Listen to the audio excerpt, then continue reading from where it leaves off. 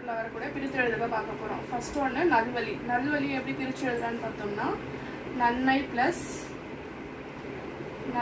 Plus வழி இப்படிதான் எழுதணும் நல்வழின்றது. நெக்ஸ்ட் செகண்ட் ஒன்று பழமொழி.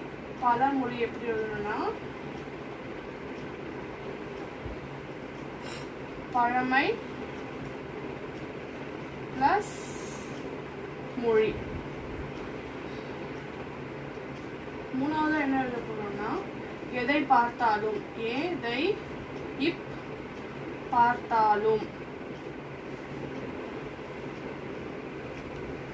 இதை எப்படி பிரிச்சு எழுதணும்னா வெரி சிம்பிள். இங்க இப் இருக்கு இல்லையா, இதை மட்டும் எடுத்துட்டு நடுவில் பிளஸ் போட்டு எழுதணும், அவ்வளவுதான். எதை பிளஸ் பார்த்தாலும்.